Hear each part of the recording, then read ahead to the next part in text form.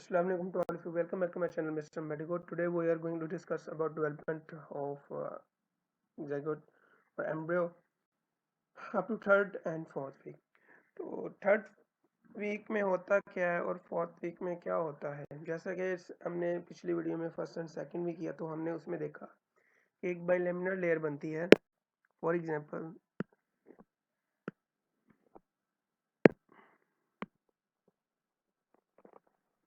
तो जो bilaminar layer बनती है उसमें ये जो रेड वाली है इसको हमने नाम दिया था एपीब्लास्ट का.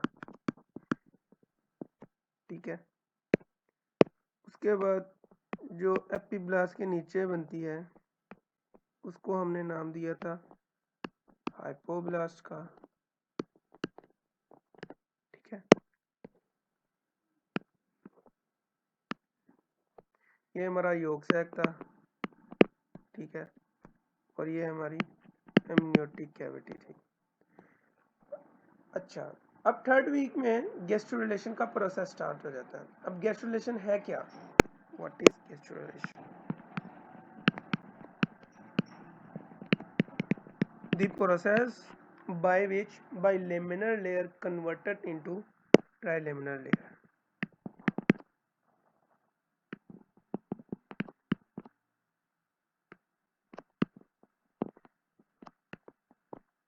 into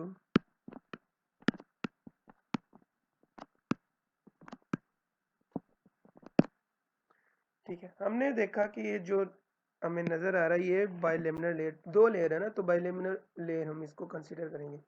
अब ये जो बाइलेमिनर लेयर है ये ट्राइलेमिनर लेयर में कन्वर्ट होती है. उस प्रोसेस को हम कहते हैं गैस्ट्रोलेशन. और ये कब स्टार्ट होती है? थर्ड वीक में.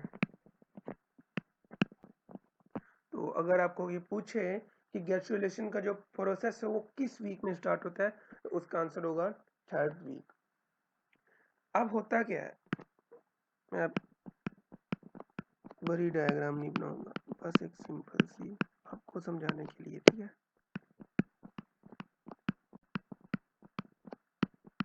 ये थी बाइलेमिनर लेयर हमारी. अब होगा क्या, हाइपोब्लास्ट है, जो हाइपोब्लास्ट है वो कन्वर्ट हो जाएगी एंडोडर्म में. ठीक है. और जो एपीब्लास्ट होगी वो कन्वर्ट होगी मीजोडर्म में.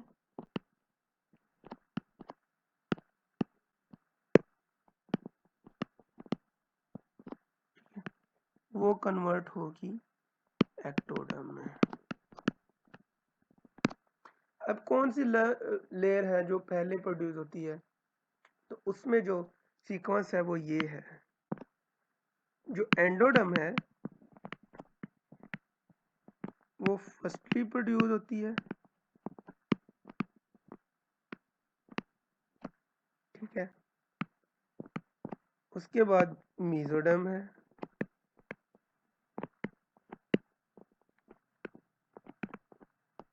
ठीक है.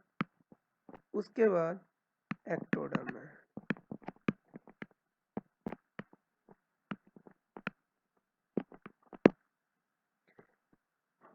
अब इसका स्ट्रक्चर क्या है, हम इस let me draw diagram.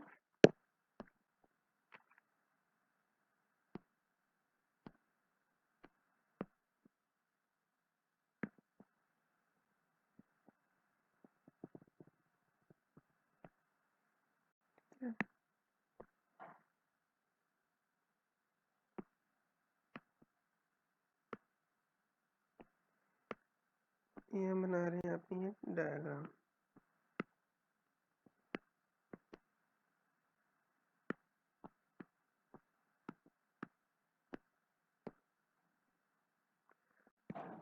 Let me draw diagram. ये हमारी कौन सी लेयर होगी? ये हमारी एक्टोडर्म लेयर होगी.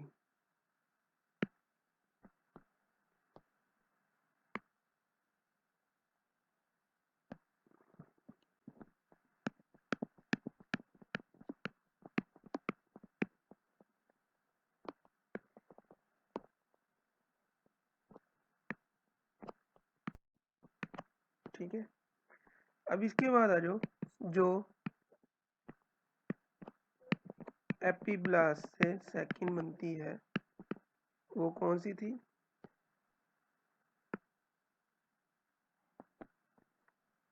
वो हमारी थी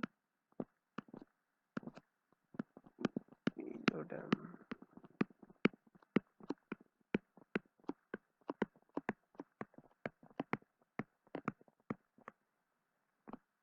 ठीक है, और जो लास्ट पे रहेगी जो हाइपोब्लास्ट से बनती है वो हमारी है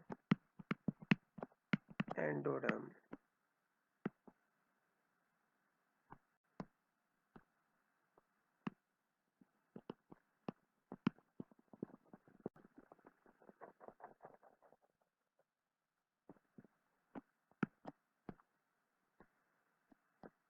अब होता क्या है,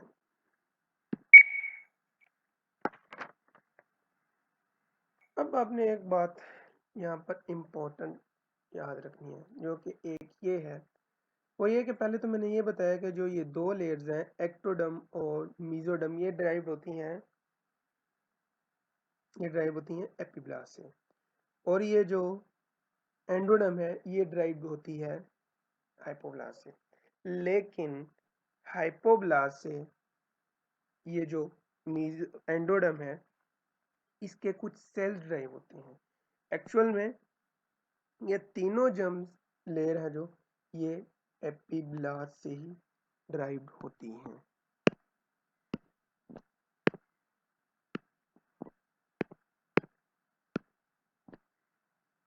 ठीक है,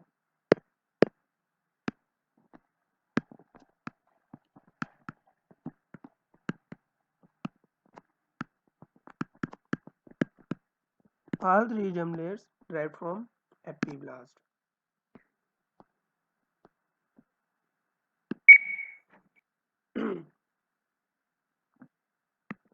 primitive streak, primitive groove, primitive pit वगैरह एक्सेट्रा एक्सेट्रा। ठीक है, बताता हूँ कि वो क्या है। ठीक है, जो आप ये चीज देख रहे हो, ये सर्कल सा, इसको हम कहते हैं प्रीकॉर्डल प्लेट।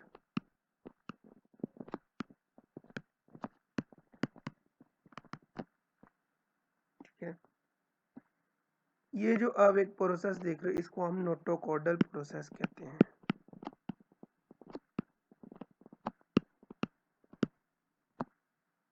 ठीक है, और यहाँ पर आप एक डॉट सा देख रहे हो, इससे हम कहते हैं प्रिमिटिव नोड।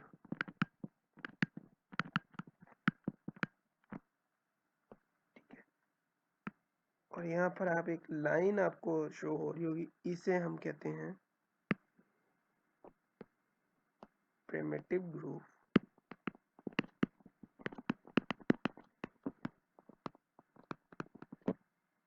ठीक है, उसके बाद ये जो चीज है, ये जो हाईलाइट मैं कर रहा हूँ, इसको कहते हैं प्रिमिटिव स्ट्रीक।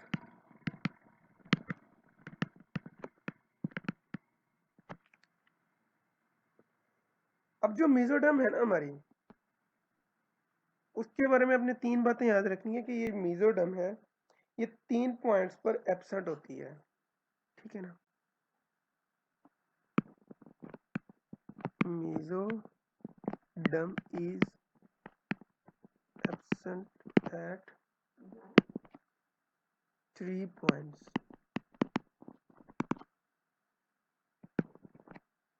पहला पॉइंट कौन सा है? जो पहला पॉइंट है वो है प्रीकॉर्डल प्लेट, जहां से बक्कोफ्रेंजियल प्रोसेस स्टार्ट होता है। पहला है prechordal plate from where buccopharyngeal process start होता है, जस्ट लाइक ये। ठीक है, उसके बाद सेकंड है, सेकंड में क्लोएकल प्लेट।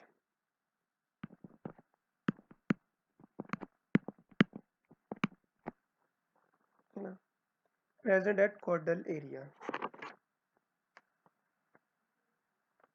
कहाँ पे ये प्रेजेंट होता है? कॉर्डल एरिया पर। तो कॉर्डल एरिया कौन सा है?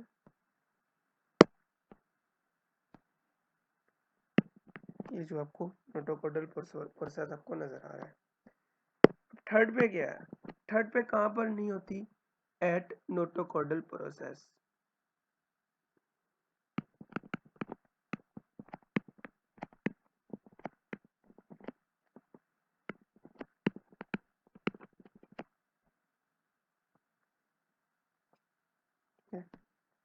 मतलब कि यहाँ पर नहीं होती। अब जो बातें हैं वो ये हैं कि जो फ्लोर है नोटोकॉर्डल प्रोसेस का, वो एंडोडर्म लेयर के साथ फ्यूज हो जाता है ना, और प्राइमरीली कनेक्ट हो जाता है योक सैक के साथ। हम इसको एक डायग्राम से समझेंगे। फॉर एग्जांपल ये हमारा जो ग्रोइंग एम्ब्रियो है वो है, ठीक है।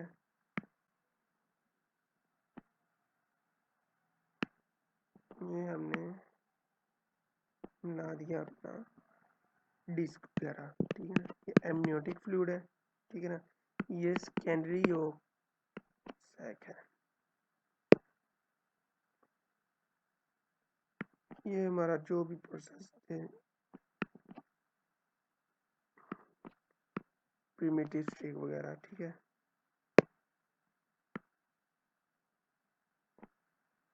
ये हमारी लेयर्स आ गई, एंडोडर्म, एक्टोडर्म, एटसेट्रा एटसेट्रा, ठीक है ना। और ये हमारा जो प्रिमिटिव स्ट्रिक वगैरह। अब होगा क्या कि यहाँ पे एक कनेक्शन क्रिएट होगा एमनियोटिक फ्लूइड कैविटी के दरमियान और जो एंडोडर्म है उसके साथ मिलकर ये टेम्परेरी फ्यूज हो जाएगा। तो उसके साथ मिलकर ये कनेक्शन बनाएगा जिसको हम कहते हैं न्यूरो एंटेरिक कैनाल। यहाँ से एक कनेक्शन बनाएगा, टेम्परेरी कनेक्शन होगा ये, ठीक है ना। इसको हम कहते हैं न्यूरो एंटेरिक कैनाल। अब होता क्या है कि amniotic fluid passes to the secondary और डेफिनेटिव योक सैक, ठीक है ना, टेम्परेरीली। यहाँ से जो एमनियोटिक फ्लूइड है वो सेकेंडरी योक सैक में आना स्टार्ट कर देता है। उसके बाद इसको हम एक फ्लो चार्ट से समझेंगे। डोर्सल एमनियोटिक, हमें पता है कि एमनियोटिक कैविटी जो है वो डोर्सल पे ही होती है, डोर्सल। यहाँ से ये बनाता है floor with the fusion of endoderm. Epiblast proliferate होती है,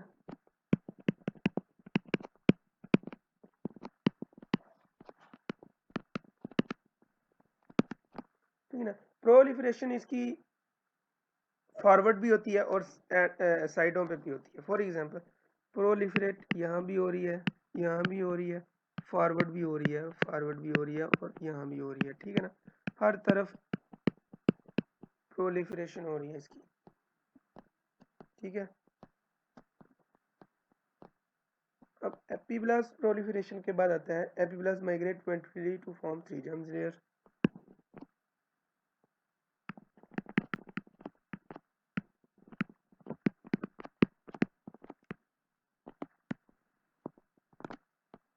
ठीक है। उसके बाद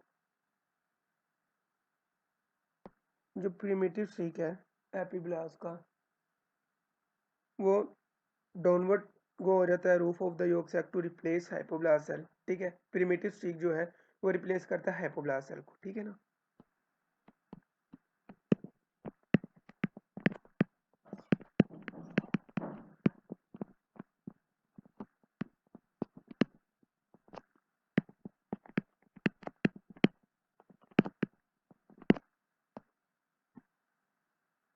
फिर उसके बाद जो फर्स्ट लेयर है वो बनती है, जो कि हमें पता है कि एंडोडर्म है।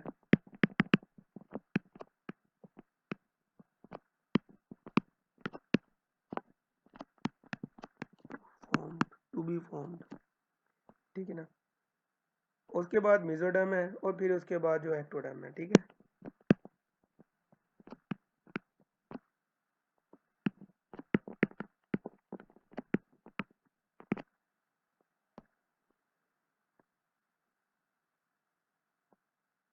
अब जो डोर्सल एक्टोडर्म है, मेसोडर्म है और एंडोडर्म है, उनसे बनता क्या है, उनसे कौन से प्रोसेस बनते हैं?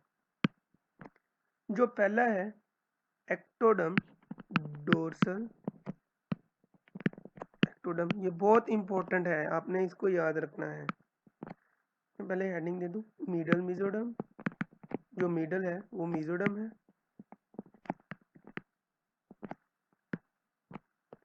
और जो वेंट्रल है या जिसको हम इनर भी कहेंगे वो है एंडोडर्म।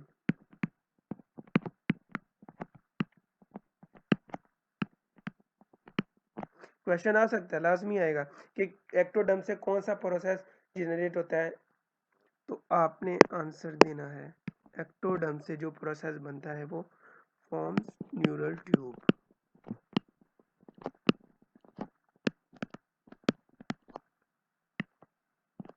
उसके बाद मीजोडर्म से कार्डियोवैस्कुलर सिस्टम ओरिजिनेट होता है।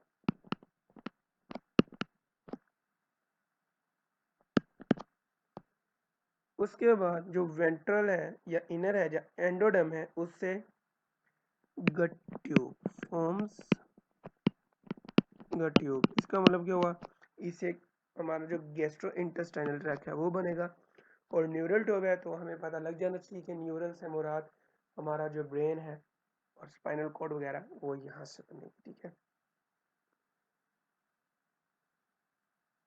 उसके बाद जो बात है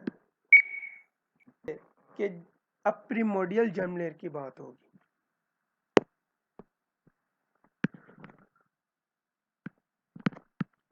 या प्राइमोडियल, हर बंदे की अपनी अपनी प्रोनाउंसिएशन है, तो सॉरी अगर मेरी प्रोनाउंसिएशन गलत है। प्राइमोडियल या प्राइमोडियल, अब जो प्रिमोडियल जर्म लेयर है ये आइसोलेट कहाँ से होती है, एपिब्लास्ट से, at the end of second week, migrated to endodermal wall of the yolk sac, migrate to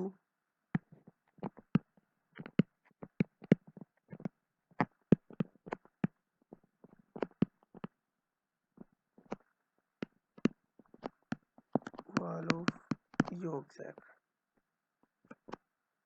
ठीक है, उसके बाद क्या होगा, at week 4 they migrate toward the genital ridge, जहाँ से हमारे गोनेड्स वगैरह हैं, अगर फीमेल्स में है तो वहाँ पर ओवरीज बनेगी, और अगर मेल है तो वहाँ पर टेस्टिस बनेंगे। ठीक है ना, होगा क्या, reach genital ridge at 4 week, 4th week.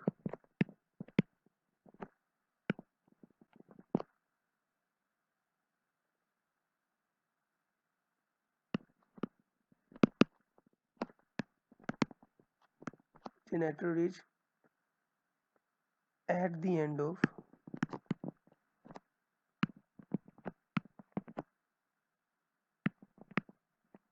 week 5। उसके बाद क्या होगा, फॉर्म गेमेट्स। सबसे पहली वीडियो में मैंने, जब मैं ओजेनेसिस पढ़ा रहा तो मैंने एक बात की थी कि जो फीमेल है उसमें जो ओजेनेसिस है वो स्टार्ट हो जाती है ड्यूरिंग द इंट्रायूटेरल लाइफ। तो हम यहाँ फिर कह सकते हैं कि जो गैमेट्स बनते हैं वो बिटवीन द 4th और 6th वीक के दरमियान बनना स्टार्ट हो जाते हैं, स्पेशली फीमेल्स में। ठीक है, तो इसमें हो क्या सकता है, इसकी एबनॉर्मलिटीज क्या है during the gastrulation period. Abnormalities पे आ जाते हैं अब हम। सबसे पहले तो हम ऊपर वाले की बात करेंगे, प्रिमोर्डियल जर्म लेयर। अगर तो एबहेरेंट माइग्रेशन होती है प्रिमोर्डियल जर्म लेयर की, तो ये टेराटोमॉस बन जाते हैं, टेराटोमॉस काज करते हैं।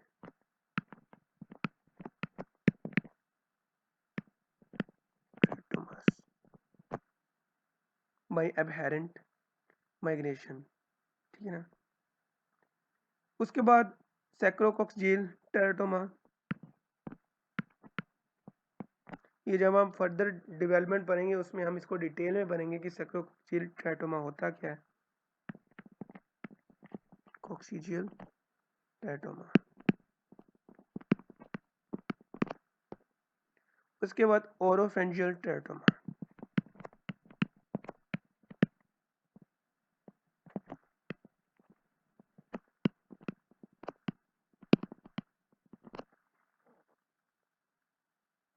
अब जो मेन एबनॉर्मेलिटीज हैं जिनको हम नज़रअंदाज नहीं कर सकते, ठीक है ना, तो जो ये एबनॉर्मलिटीज होती हैं ये रिलेटेड हैं, ठीक है ना, किससे? अल्कोहल कंजप्शन से बाय मदर। अगर तो प्रेग्नेंट वुमन अल्कोहल लेती है तो उनमें चांसेस है कि उनके जो फीटस है या बेबी है उनमें ये एबनॉर्मलिटीज हो सकती हैं। तो सबसे पहले ये है होलोप्रो एंड प्रोसेंफ्लोफेली।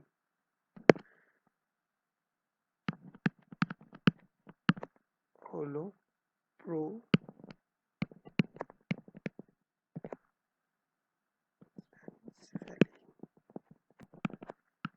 तो डिफिकल्ट से वर्ड है, प्रोनाउंसिएशन ही हमारी गलत हो जाती है। अब इसमें क्या है कि एक कंडीशन है by teratogenic effect, specially its midline high doses of alcohol to the developing trilaminar disc.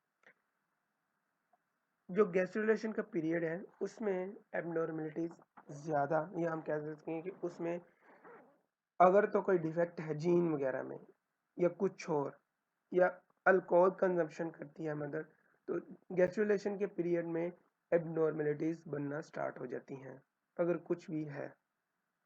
तो हम कह सकते हैं कि जो होलो प्रोजेंसेफली है, प्रोजेंसेफली ये है क्या चीज़?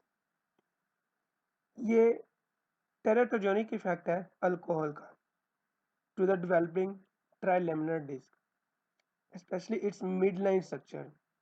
अब मिड लाइन स्ट्रक्चर में हमने क्या क्या देखा था? मिड लाइन स्ट्रक्चर में जैसा कि आप, let me show you what diagram again. तो आपने मिड लाइन में देखा था कि मिड लाइन में प्रिमिटिव स्ट्रीक है, नोटोकोडल प्रोसेस है, उसके बाद ये प्रिमिटिव स्ट्रीक प्रोकोडल प्रीकोडल प्लेट है, उसके बाद प्रिमिटिव नोड है। तो ये जो है, ये जो स्ट्रक्चर है,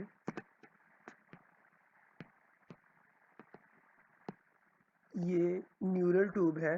न्यूरल ट्यूब क्या बनाती है? न्यूरल ट्यूब आपको मैंने पहले बता चुका हूँ कि न्यूरल ट्यूब से क्या प्रोसेस जनरेट होता है। तो हम सबको पता होना चाहिए कि ब्रेन, स्पाइनल कॉर्ड एक्सेट्रा, ठीक है ना। तो ये इफेक्ट करती है और ब्रेन को। और एक और जो डिजीज काज हो सकती है या एबनॉर्मेलिटी हो सकती है वो ये होती है कि ये फ्यूजन ऑफ जो लेटरल वेंट्रिकल्स है वो फ्यूज हो जाते हैं आपस में, ठीक है ना। होलो प्रोजेंसेफली, जैसा कि हमें वर्ड से ही पता लग रहा है कि ये ब्रेन के बारे में बात हो रही है। caused by teratogenic effects by high consumption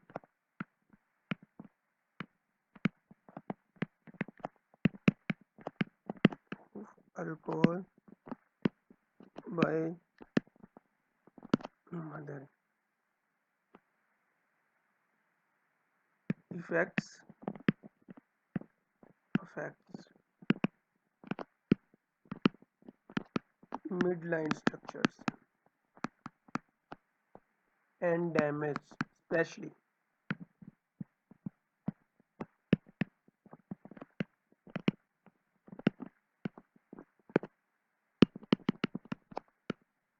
for brain। MCQ आपको क्लिनिकल सिनेरियो से रिलेटेड आ सकता है कि गैस्ट्रोलेशन जो भी है आपको बता सकते हैं कि पीरियड है, ये पीरियड चल रहा है, थर्ड टू फोर्थ वीक चल रहा है, तो मदर है जो वो अल्कोहलिक कंजप्शन है, कंजप्टर है, तो बताओ कि सबसे बड़ा इफेक्ट क्या हो सकता है या सबसे जो मेजर एबनॉर्मेलिटी है वो क्या हो सकती है। तो आपने बताना है कि जो मिडलाइन स्ट्रक्चर है वो डैमेज होता है, और स्पेशली फॉर ब्रेन जो फिटनेस का है वो डैमेज हो सकता है। अब जो सेकेंड एबनॉर्मेलिटी हमने वो देखनी है, वो है कॉर्डल डिसजेनेसिस।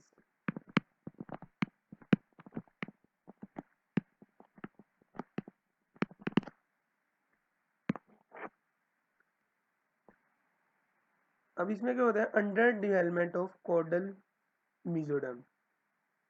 जो फीमेल विद डायबिटीज मेलेटस हैं have higher chances that their baby will have caudal dysgenesis. जिन फीमेल में जो फीमेल जो कि डायबिटीज मेलेटस की पेशेंट्स हैं, higher chances with patients of DM diabetes mellitus. ठीक है। अब इसमें होता क्या है कि जो लोअर लिम्ब है वो डेवलप नहीं हो जाते, या बोथ लोअर लिम्ब में भी फ्यूज विद ईच अदर हो जाते हैं। होता क्या है इसमें, lower limb do not develop properly or fuse with each other.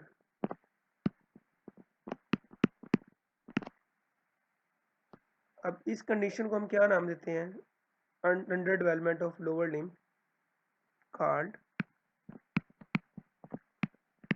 Under development of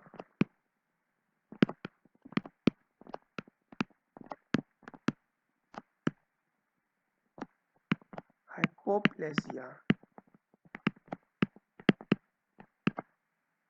आपने ये टर्म्स याद रखनी है, इंशाल्लाह कोशिश होगी कि साथ साथ वीडियो में जितने भी क्लिनिकल्स हों वो मैं करवाता रहूँगा आपको, और जो मिस हो जाएगा वो बाद में। और एक और बात मैं बताना चाह रहा हूँ कि जिन वीडियोस के साथ नोट्स ज़रूरी होंगे, तो मैं इंशाल्लाह उन वीडियो के साथ में एक नोट्स हैं जो कि मेरे सेल्फ जनरेटेड खुद के नोट्स हैं, उनमें मैंने क्लिनिकल सिनेरियोज जनरेट किए हुए हैं।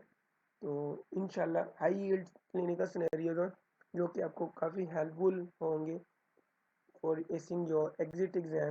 तो हर क्लिनिकल सिनेरियोज में एक कॉन्सेप्ट छुपा हुआ है, और अगर वो आप कर लेते हो अच्छे से तो इंशाल्लाह होप है कि आपको वो जो टॉपिक है वो अच्छे से क्लियर हो जाएगा।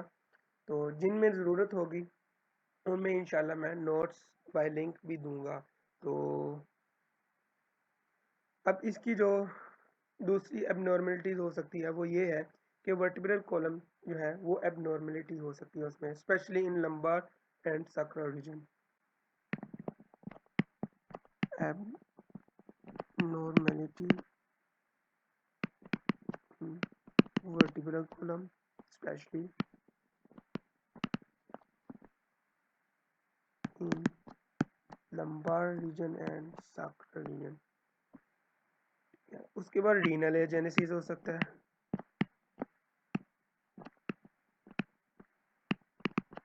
ए से हमें पता लग रहा है कि एब्सेंस, ठीक है ना, तो नो फॉर्मेशन ऑफ किडनी और absence of kidneys. Genital abnormalities हो सकता है, जैसा कि प्रेमोडियल जर्मलेन में मैंने बात की, जेनेटल एबनॉर्मेलिटीज हो सकती हैं।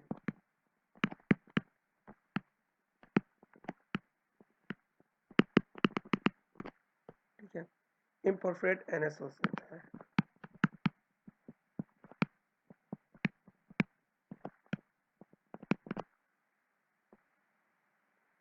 कॉर्डल डिसजेनेसिस, इसको हम आल्सो कॉल्ड उसको सेरेनोमिलिया भी कहते हैं, मिलिया। ठीक है ना, कॉर्डल डिसजेनेसिस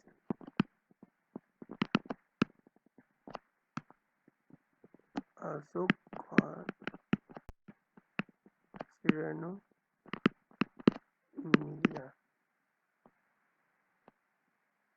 उसके बाद आ जाओ, जो थर्ड में हमने पढ़नी है, मोस्ट मेजर जो है जो इन थर्ड में, वो है साइटस इनवर्सिस। ये सारी थर्ड टू फोर्थ वीक की एबनॉर्मलिटीज है, स्पेशली थर्ड वीक की। ठीक है ना। तो आपने याद रखना है, जो इनके स्पेशली नाम याद रखने हैं और इनकी जो इफेक्ट करती हैं चीज़ें या कोई ऑर्गन वगैरह, वो आपने याद रखने हैं, और क्या क्या काजेज हैं, कौन कौन से इफेक्ट एजेंट्स हैं जो इसको काज करते हैं एबनॉर्मेलिटीज़ को। अब इसमें क्या होता है, इसमें satus inversus is a condition in which there is a transposition of thorax and abdominal viscera।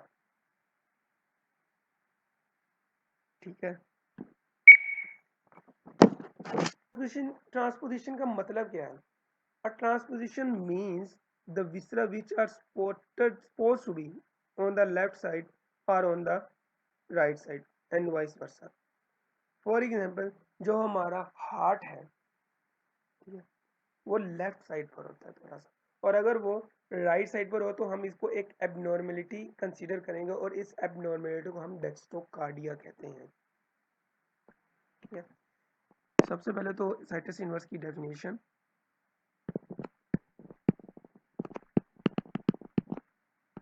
a condition in which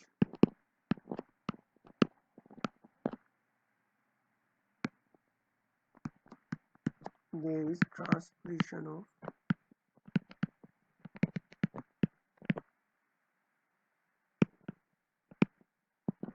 thorax and abdominal viscera।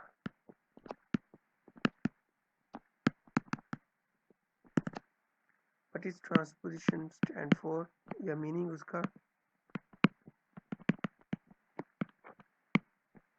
इसका मीनिंग ये है कि जो ऑर्गन लेफ्ट साइड पर होना चाहिए वो राइट साइड पर हो गया है, तो इसकी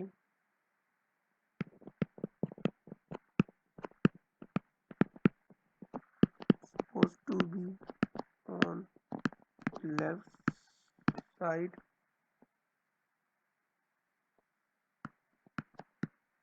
is on right side। जो सबसे उम्दा एग्जांपल हो सकती है वो डेक्स्ट्रो कार्डिया के अलावा तो हो ही नहीं सकती। अब इसमें एक और बात, इसमें एक बात कि 80% of the patient with satus inversus have no additional problems but 20% of patient have additional problems। अब जो additional problems है वो क्या क्या हैं?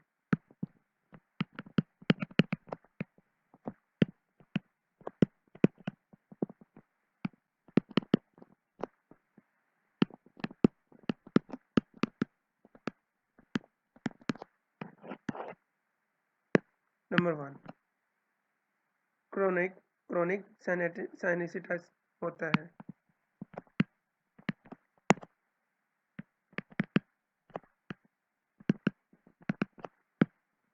ठीक है। उसके बाद ब्रोंकियोएक्टेसिस हो सकता है।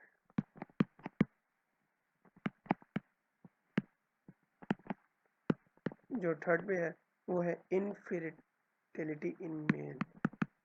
अब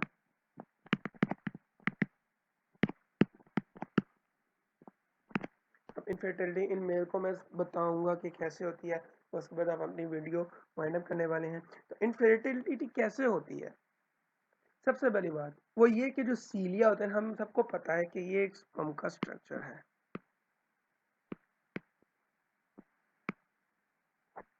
ठीक है। अब ये जो आपको टेल नजर आ रही है, ऑफ कोर्स ये एक सीलिया है जो इसको मूवमेंट या फॉरवर्ड मूवमेंट करने में हेल्प करती है। तो जितने भी हमारी बॉडी के सीलियां हैं, चाहे वो हमारे लंग्स में प्रेजेंट है, चाहे वो हमारी किसी और जगह पे प्रेजेंट है, चाहे वो इंटेस्टाइन में प्रेजेंट है, ठीक है ना, उसके बाद चाहे वो हमारे स्पर्म की टेल है, वो सीलिया है, वो जो ओरिजिनेट होते हैं वो मीजोडम से ओरिजिनेट होते हैं। और होता क्या है, in situs inversus the mesoderm is damage. जो साइटस इनवर्सस है वो डैमेज हो जाती है, मीजोडम जो है वो डैमेज हो जाती है, जिसकी वजह से जो सीलिया है वो भी डैमेज हो जाते हैं। तो सम है सीलिया so that the patient with satus inversus male become infertile because of these, there is no motility of sperm। जब सीरिया ही नहीं होगा तो भाई साहब कैसे फॉरवर्ड करेंगे, है ना। तो ये था आज का टॉपिक, और आज की जो हमने थर्ड और फोर्थ वीक की डेवलपमेंट की, इतना कोई खास नहीं था, जो जो मोटा मोटा था वो मैंने करवा दिया। अब इंशाल्लाह फिफ्थ सिक्स और फिर सेवन्थ एट, और फिर उसके बाद इंशाल्लाह मैंने तो कहा था कि 8 वीक तक करवाऊंगा, लेकिन इंशाल्लाह मेरी कोशिश होगी कि मैं आगे जो सिस्टम डेवलपमेंट है वो भी स्टार्ट करूं, स्पेशली जो वास्कुलर सिस्टम डेवलपमेंट है, वेनस सिस्टम है, इसके अलावा जितने भी सिस्टम है, जितना मुझसे हो सका मैं करवाऊंगा। और होप कि आपको वीडियो अच्छी लगी हो और आपको पसंद आ गई हो, और ये जो एबनॉर्मेलिटीज़ हैं इनको आपने अच्छे से कर लेना है, क्योंकि जो क्लिनिकल एस्पेक्ट्स हैं या क्लिनिकल सिनेरियोज हैं वो इन्हीं को लेकर बनते हैं, ठीक है ना। तो आपने ये लाजमी याद रखना है कि सबसे पहले तो इनका पीरियड आपने लाजमी याद रखना है कि ये किस पीरियड में जनरेट होते हैं और किस प्रोसेस में ये जनरेट या काज हो सकती हैं। तो तब तक के लिए मुझे दीजिए इजाज़त, मिलते हैं हम नेक्स्ट वीडियो में इंशाल्लाह।